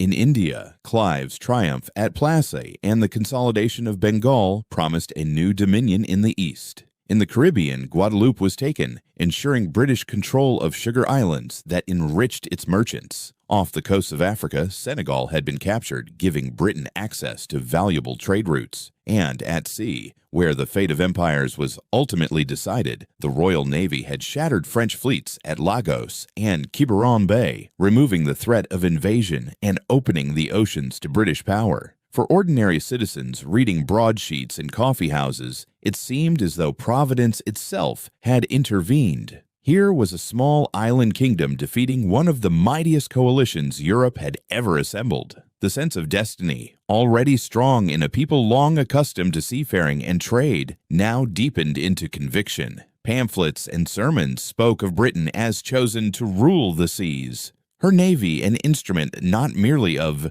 human policy, but of divine will. To many, the ocean had become Britain's natural inheritance, and the victories of 1759 were the confirmation of that inheritance. The psychological effect was immense. Where earlier years of the war had been marked by division and doubt, now unity and confidence spread across the realm. Taxes were still heavy, casualties real, but they were born with a new sense of purpose. The victories gave the public a vision larger than sacrifice. the vision of an empire that was no longer merely a chain of colonies, but a world power commanding continents and oceans alike. The words "Britannia rules the waves," first spoken in song, seemed less like rhetoric and more like reality.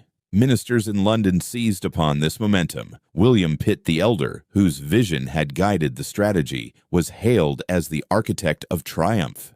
He had promised that Britain would fight France in every corner of the globe, and in 1759 that promise was fulfilled. Parliament, once divided, now had ample justification for the burdens it placed upon the people. Victories silenced critics more effectively than any speech, and Pitt's confidence now seemed prophetic rather than reckless. For France, the year was catastrophic. The loss of Quebec, the collapse of fleets, the capture of colonies, all combined to erode not only its power, but its prestige. The coalition with Austria and Russia remained formidable in Europe, yet the global balance had shifted irrevocably. France could still fight, but the dream of empire on the scale Britain envisioned was slipping away. And so 1759 entered history as the year when Britain seemed touched by fortune, as though the winds and the waves themselves conspired in her favor. The victories of that year did not end the war. Fighting would continue into the 1760s, but they gave Britain the moral authority of a nation that believed itself destined to prevail. Citizens in London, Bristol, and Liverpool looked out at their harbors filled with captured ships and goods and felt not just pride but certainty. The Annus Mirabilis was more than a collection of battles. It was the moment when Britain's identity as a naval empire crystallized, when a people came to believe that their island's fate was to extend across the seas.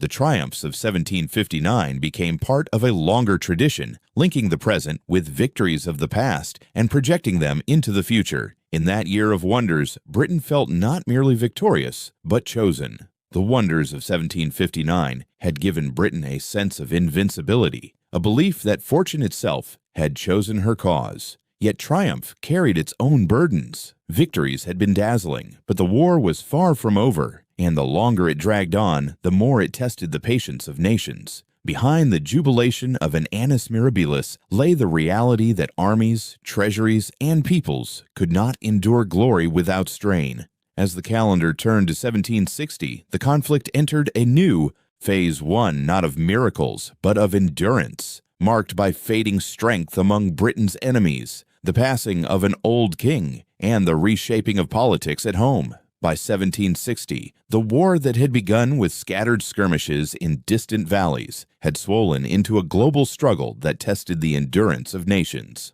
What had seemed at first like a contest of power had become a trial of stamina, in which entire societies bent under the weight of endless campaigning, taxation, and loss. Even the victors felt the strain. Across Europe, the coalition ranged against Prussia began to falter. Austria, though determined to reclaim Silesia, had suffered defeat after defeat at Frederick's hands. Its armies, battered by years of fighting, could no longer strike decisive blows. Russia, too, felt exhaustion creeping into its vast empire. The sheer scale of supply, the cost of marching armies across Poland and into Germany, strained the patience of its people and the treasury of its rulers. France, meanwhile, was reeling from defeats not only on the continent, but across the world. Colonies had been lost, fleets destroyed, and commerce strangled. Paris still hoped for recovery, but the spirit that had once animated its ambitions was waning. Prussia itself was nearly broken, its survival balanced precariously on Frederick's genius and Britain's subsidies. Yet fortune shifted in strange ways. In 1762, the sudden death of the Russian Empress Elizabeth brought Peter III to the throne, a ruler who admired Frederick and withdrew Russia from the conflict. What might have been Prussia's collapse became instead its reprieve. Such was the nature of this exhausting war. Not only battles, but dynastic accidents determined the fate of kingdoms. In Britain, the tide of events also turned inward. In October 1760, George II died, ending a reign that had witnessed both the uncertainties of the early war and the triumphs of 1759. His grandson ascended as George III, a young monarch whose views and temperament were still unknown to the political nation. The death of the old king seemed to mark the passing of one era and the opening of another, though the war itself raged on. At the center of Britain's strategy stood William Pitt the Elder, the minister who had directed the empire's global war with vision and resolve. But by 1761, cracks appeared. Pitt's insistence on widening the conflict, particularly his warnings about Spain's growing hostility, met resistance from colleagues weary of endless campaigning. He urged preemptive action, but the cabinet hesitated. When his proposals were rejected, Pitt resigned. The architect of Britain's annus mirabilis left office, his departure signaling a shift in the balance of power within government. The resignation of Pitt did not end Britain's war effort, but it did change its tone. Without his energy, strategy became less daring, more cautious. Meanwhile, the public, though still proud of victories, began to feel that cost taxes mounted, and merchants, while enriched by conquest, fretted about overextension. Even the jubilant mood of 1759 could not conceal the fact that Britain, too, was stretched thin. Still, compared to her enemies, Britain's position remained secure. Her navy dominated the seas, her colonies expanded, and her trade thrived. For France, Austria, and Russia, the story was different. Exhaustion, debt, and disillusionment gnawed at their resolve. The 7 Years' War had revealed not only the brilliance of generals and the power of fleets, but the limits of endurance. The years 1760 to 1762 were thus marked by a strange contrast: triumph abroad, tension at home. George III began his reign amid both glory and uncertainty. Pitt left office, his vision vindicated, but his influence diminished. And across the continent, great powers staggered under the weight of war, their ambitions worn down by the relentless grind of conflict. The stage was being set for peace, but peace born not of satisfaction, rather of exhaustion. The 7 Years' War had burned brightly, consuming men and nations, and by the early 1760s, the flames were beginning to flicker, not because the struggle had been resolved, but because even the greatest empires could no longer bear the cost. The flames of war, though dimmed by exhaustion, still smoldered into the early 1760s. Battles gave way to sieges, and victories were measured as much in survival as in conquest. But exhaustion itself became the most powerful negotiator. By 1762, even the greatest empires recognized that neither glory nor grievance could outweigh the staggering costs already paid. Thus, as armies faltered and monarchs changed, the momentum shifted from campaigns to councils, from the clash of arms to the stroke of pens. Out of this weariness would come a peace that reshaped the world, the Treaty of Paris of 1763. By 1763, the long conflict that had consumed continents at last found its conclusion in negotiation rather than battle. The Peace of Paris, signed in February of that year, redrew the world's map with a sweep so dramatic that observers spoke of it as the true birth of a new global order. For Britain, it was the moment of triumph. For France, the hour of loss. Between them, the destiny of empires had been altered forever. The terms were stark. France ceded to Britain the vast dominion of Canada, surrendering not only Quebec and Montreal, but all of New France. What had once been a sprawling French empire along the St. Lawrence and the Great Lakes now passed into British hands. The dream of a French North America was extinguished, leaving Britain master of a continent stretching from the Atlantic to the Mississippi. To the colonists in New England and Virginia, the result was breathtaking. No longer hemmed in by French forts and alliances, they imagined the possibility of expansion westward into lands that had seemed forever contested. Nor was North America the only prize. Spain, drawn into the conflict in its final years,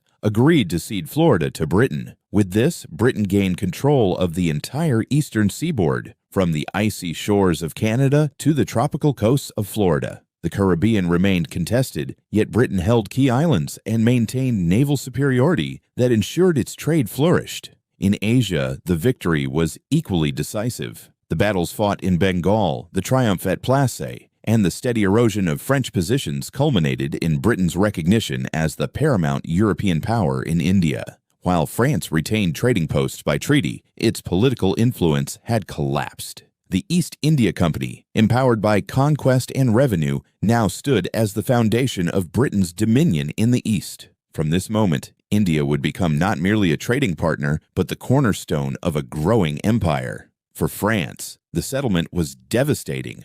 The kingdom lost nearly all of its possessions in the New World, retaining only small islands as token outposts. Its hopes of competing with Britain for colonial supremacy had been dashed. Though French arms had not been humiliated on every battlefield in Europe, the global contest had ended with its empire shattered. In Paris, ministers consoled themselves with the thought that the colonies were a burden as much as a prize, yet few could deny the scale of the loss. The Treaty of Paris also revealed the nature of Britain's new power. No longer was the island merely a participant in European wars. It was now the preeminent global empire. Canada, Florida, Bengal, Caribbean islands, African ports, all were tied together under one flag, protected by one navy. The sense of destiny proclaimed in 1759 now appeared justified. Britain, an island nation of limited size, had come to command half the known world's trade routes. Yet within this triumph lay seeds of future tension. The colonists in America, freed from the French threat, began to question the need for Britain's constant oversight. Taxes imposed to pay for the war would soon sour relations. In India, the East India Company's growing power brought with it both wealth and corruption, challenges that would later test Britain's ability to govern. Even at the moment of triumph, the costs of empire foreshadowed difficulties ahead. Still, in 1763, the mood in London was one of exultation. Bells rang in churches, broadsheets praised the wisdom of ministers, and the Royal Navy was hailed as guardian of a new world order. The war that had begun in the Ohio Valley had ended by reshaping the globe. The Peace of Paris was more than a treaty. It was a proclamation of Britain's arrival as the greatest imperial power of the 18th century. The world had indeed been turned upside down. The fleur-de-lis had vanished from Canada, the Spanish flag lowered in Florida, and the Union Jack rose over Bengal. France, humbled, withdrew to nurse its wounds. Britain, ascendant, surveyed a dominion that spanned oceans. The 7 Years' War had ended, but its echoes would resound for generations, shaping revolutions, empires, and the future of the modern world. The Treaty of Paris had crowned Britain with unmatched glory, but even as bells rang in celebration, sober minds in London began to reckon with the hidden price of victory. For behind the banners of triumph lay ledgers filled with staggering debts, and beneath the Union Jack that now flew across continents lurked the question of how such an empire could be sustained. The Peace of 1763 was thus not only the climax of conquest, but the beginning of a new struggle. One fought not against France, but within Britain's own empire, over the burdens of its dazzling success. The Peace of Paris in 1763 crowned Britain with glory, but beneath the laurels lay a burden as heavy as the triumph was dazzling. The 7 Years' War had elevated the kingdom to heights no rival could immediately challenge. The Union Jack flew from Canada to Florida, from Bengal to the Caribbean, from the forts of Senegal to the harbors of Guadeloupe. The Royal Navy, having swept French fleets from the seas, stood unrivaled as the guardian of trade routes and the shield of empire. Britain was no longer merely a participant in the balance of Europe. It was the preeminent naval power of the world. Yet this glory came at a cost measured in pounds sterling and in mounting obligations. The war had been fought on a scale unprecedented in British history, and financing it had required loans, subsidies, and taxes on a scale equally immense. When the accounts were drawn up, the figures were staggering. The national debt had more than doubled, rising to over £100 million. The victories of Wolfe and Clive, Hawke and Boscawen had been paid for with a mountain of credit that now hung over the treasury like a shadow. For ministers in London, the question was inescapable. How could such a debt be sustained? Britain had won the war, but it now faced the problem of paying for the peace. The cost of maintaining new territories, of garrisons in Canada, of forts in the Caribbean, of administration in Bengal, all pressed upon the budget. The Royal Navy, symbol of British power, demanded continuous funding to patrol the oceans and deter rivals. Every triumph carried with it the responsibility of permanence, and permanence required money. Attention soon turned to the colonies themselves. If these distant possessions had been defended, expanded, and enriched through British arms, should they not contribute to the costs? In the coffee houses of London and the corridors of Whitehall, the logic seemed irresistible. Colonists in North America, spared the threat of French invasion and blessed with the opening of new frontiers, were prosperous and numerous. Could they not bear a share of the burden? In this reasoning lay the seeds of a tension that would shape the next chapter of history. For the moment, however, Britain celebrated. Songs and sermons proclaimed the island nation's destiny as ruler of the seas.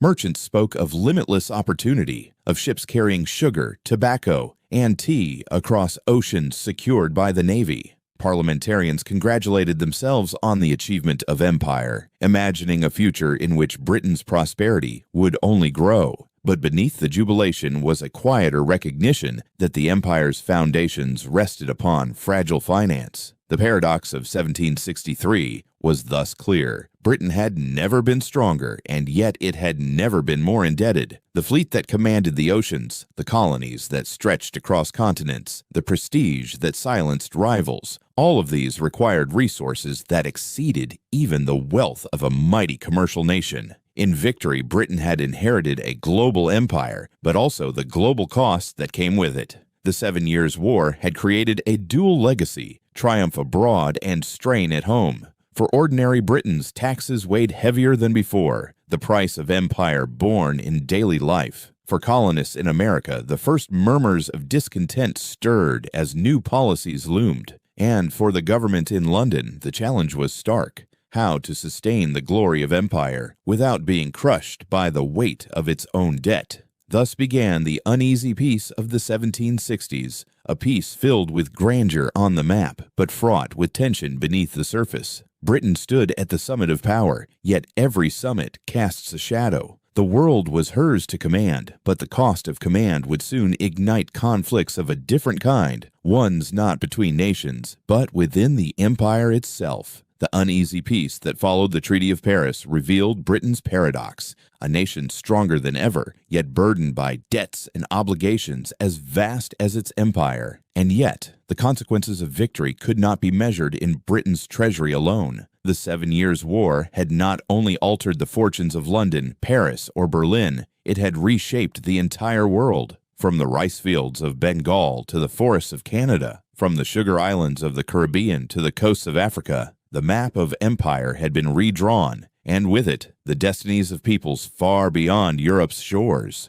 The consequences of the 7 Years' War were not confined to Europe or even to the American colonies. Its echoes rolled across the globe, reshaping the destinies of entire regions and laying the foundations of empires that would endure for centuries. What began as a struggle over disputed valleys and trade posts had by 1763 redrawn the map of the world. Nowhere was this more evident than in India. The victory at Plassey and the consolidation of Bengal transformed the East India Company from a commercial enterprise into a political authority. Though its officials still spoke the language of trade, in practice they governed. Revenue collection, diplomacy with Indian princes, and the maintenance of private armies became the company's daily business. The outlines of what would later be called the British Raj first emerged in these years. A dominion maintained not by the crown directly, but by merchants whose interests aligned with empire. For Britain, India became both a source of wealth and a proving ground for imperial rule, foreshadowing 2 centuries of entanglement. In North America, the changes were equally profound. Canada, once the jewel of New France, now flew the Union Jack. For Britain, this conquest completed its dominance of the eastern half of the continent. For the French settlers, it meant life under a new sovereign. For the indigenous nations, it meant that the balance of power that had allowed them to maneuver between European rivals was now gone. Britain held the St. Lawrence, the Great Lakes, and the Ohio Valley, and the vastness of this dominion encouraged dreams of expansion. Yet it also planted seeds of friction. Colonists to the south, now freed from French threat, began to question why British troops still garrisoned their towns, and why London still demanded taxes to pay for defense that no longer seemed necessary. The Caribbean, too, stood at the center of global consequence. The islands Britain captured or secured during the war, rich in sugar and trade, brought immense profits. London merchants celebrated shipments arriving from Guadeloupe and Jamaica, their warehouses overflowing with goods that commanded high prices in Europe.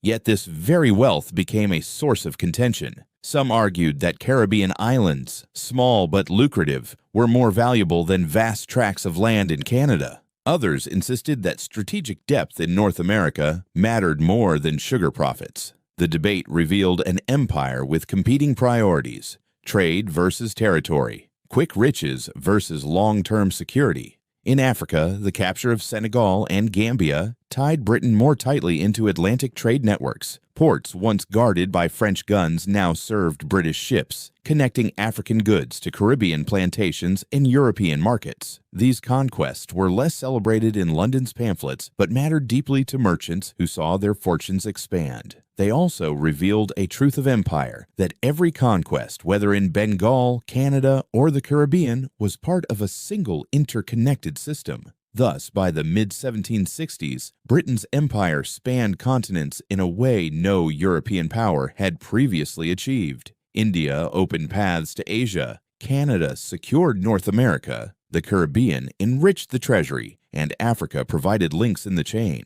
This was not simply the outcome of military victories, but the beginning of a new global order. Yet with this order came questions of governance, cost, and fairness. How could one island kingdom manage such a vast dominion? Who would pay for its defense? And how would the interests of merchants, colonists, and ministers be balanced? The 7 Years' War left Britain exalted, but it also left the empire facing dilemmas of success. From Calcutta to Quebec, from Jamaica to Senegal, the British flag symbolized triumph, but also responsibility. The world, redrawn in 1763, promised wealth and glory, but it also demanded choices that would test the strength not only of Britain's armies and navy, but of its politics and its people. Yet for all its vastness, this empire was no seamless whole. The very conquests that proclaimed Britain's supremacy also carried within them the seeds of discord. In India, merchants became rulers. In Africa and the Caribbean, wealth flowed, but at immense human and financial cost. And in North America, where victory had removed the French menace, triumph bred expectation rather than obedience. The colonies that had once fought shoulder to shoulder with British regulars now began to ask uneasy questions that would soon shake the empire more profoundly than any foreign war. The war that had secured Britain an empire also planted disquiet in the very colonies that had benefited from victory. In North America, where militiamen had fought alongside regular British troops, there was pride in what had been achieved. Farmers from New England and frontiersmen from Virginia believed they had shed sweat and toil for the empire's triumph. They had seen their towns defended, their frontiers cleared of French forts, and their prosperity secured. Yet scarcely had the cannons fallen silent than they began to feel that their sacrifices were unrecognized, their loyalty taken for granted. For the government in London, the matter seemed simple. The colonies had been defended at enormous cost, and it was only fair that they should contribute to the burden. New forts had to be manned, troops supplied, and debt repaid. Taxes, ministers reasoned, were the natural solution. For colonists, however, the logic felt very different. They had given men and resources already. They had believed themselves partners in a victory. Now being told to bear new taxes imposed by a parliament across the sea in which they had no voice felt like a betrayal. The first measures, duties on sugar, restrictions on trade, and later the infamous Stamp Act, were met with growing discontent. Pamphlets circulated arguing that taxation without representation violated the very rights Englishmen held sacred. Town meetings rang with voices declaring that the empire, once a shield, was becoming a yoke. The soldiers who had marched under the Union Jack now wondered if the banner that had united them in war might become a symbol of oppression in peace. The irony was bitter. Britain's victory had removed the French threat, but in doing so, it also removed the reason many colonists had accepted imperial oversight. Without the menace of French forts on the frontier, why should British redcoats remain in their towns? Without fear of invasion, why should new taxes be tolerated? What had been glory in 1763 was, by the end of the decade, turning into grievance. In taverns, pulpits, and assembly halls, the language of loyalty began to mix with the language of rights. Colonists insisted that they did not reject the empire, only injustice within it. Yet beneath these assertions, something new was stirring. The debates about taxes and representation were more than arguments over policy. They were the first expressions of a deeper conviction that the colonies might one day chart their own destiny apart from Britain. For London, the complaints seemed petulant. Had not Britain sacrificed treasure and blood to secure North America? Was not the empire's protection worth the price of a few stamps or duties? Yet the gap between the perspectives only widened. What Britain saw as a matter of fairness, the colonies experienced as overreach. The stronger Britain's grasp, the more restless the colonies became. Thus, the seeds of revolution were sown not in defeat, but in victory. The very war that had made Britain the master of half the world had also created expectations in America that the old imperial relationship could not satisfy. The triumph of 1763 was real, but within it lay the beginnings of a quarrel that would shake the empire to its core. What had been won on the plains of Abraham and the fields of Plassey was now imperiled by debates in colonial assemblies and protests in coastal towns. The 7 Years' War ended with Britain crowned in glory. Yet for America, it opened a path toward rebellion. From triumph emerged tension. From loyalty, resentment. The empire stood at its zenith, but the foundations were already beginning to crack. In the shadow of victory, the American Revolution had begun to take root. Thus, the war's paradox became clear. The same triumph that crowned Britain with global dominion also fractured the bonds within its empire. From America's taverns to London's parliament, victory had bred both pride and unease. Yet beyond these quarrels lay a larger truth. This was not merely a British story, nor a colonial one, but a conflict whose echoes spanned continents. To understand the 7 Years' War is to see it not as a collection of local struggles, but as the first great rehearsal of a global age, a drama whose stage stretched from the forests of Quebec to the harbors of Bengal, from the frozen fields of Quebec to the storm-tossed waters of Quiberon Bay, from the humid plains of Bengal to the sunlit harbors of the Caribbean. The 7 Years' War was fought on a scale that stunned contemporaries and astonishes historians still. It was not a war of a single continent or confined to one empire's ambition. It was a conflict of oceans and frontiers, fought simultaneously in Europe, the Americas, Africa, and Asia. In its sweep and its consequences, it deserves the title many have given it, the world's first true global war, a zero world war before the phrase had been coined. Its story was written in contrasts. In Canada, red-coated troops and colonial militias fought in icy snowfields, securing victory at Quebec and Montreal. In Europe, Frederick the Great's disciplined lines marched across Saxony and Silesia, surviving against odds through subsidies from London and sheer resilience. In India, company clerks transformed into conquerors, beginning a dominion that would reshape the subcontinent. On the seas, admirals like Hawke and Boscawen hurled their fleets into storms, ensuring that Britain, not France, would emerge as master of the oceans. The war's geography was vast, its actors diverse, yet its meaning converged into a single truth. Empire in the 18th century could no longer be local. It was global, and whoever commanded the globe commanded the future. For Britain, the outcome was both a triumph and a turning point. The Union Jack flew over Canada, Florida, Bengal, and Caribbean ports. The Royal Navy was no longer one power among many, but the uncontested arbiter of the seas. London became not just a European capital, but a center of global strategy, finance, and commerce. Historians would later call the 19th century the British century,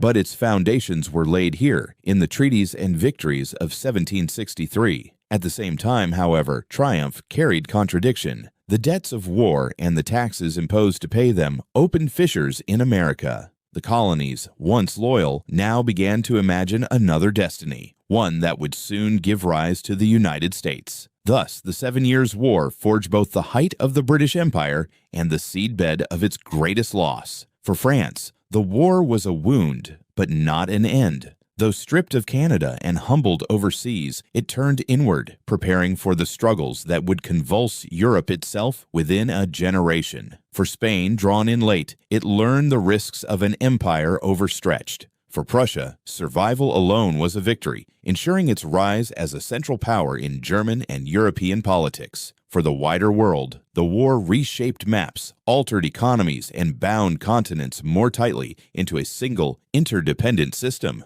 Looking back, the 7 Years' War is best understood not only as a contest of muskets and ships, but as the dawn of a global age. It was the moment when European rivalries ceased to be contained, when battles in one hemisphere dictated outcomes in another. It linked Quebec to Calcutta, Havana to Hanover, Senegal to Silesia. It revealed the oceans as highways of power and demonstrated that no empire could stand apart from the others. And so, the curtain falls on a war that was at once triumphant and tragic, unifying and divisive, local in its struggles, yet global in its reach. The imagery of its legacy is vast. Snow swirling around the plains of Abraham, sails bending before the winds off Brittany, Bengal's wealth flowing into company coffers, American colonists debating the price of empire in crowded taverns. Out of these moments emerged two great trajectories of modern history: the long ascendancy of Britain as the dominant naval empire and the birth of a new republic across the Atlantic. The 7 Years' War may not have been called a world war in its time, but its scope and its consequences justify the title. It was the rehearsal for the global conflicts to come, a proving ground for strategies and empires alike. It was, in every sense, a turning of the age. From its victories and defeats rose the world we recognize today, a world of connected continents, global commerce, and nations whose destinies are bound together. In that sense, the 7 Years' War was more than a chapter of history. It was a prologue to the modern era, an epic struggle that began in forests and oceans and ended by reshaping the map of the world. Britain emerged supreme, but restless colonies pointed to revolutions ahead. France fell, yet prepared for upheaval of its own. The world was reordered, and from its reordering came the centuries of empire, revolution, and nationhood that define the age we call modern.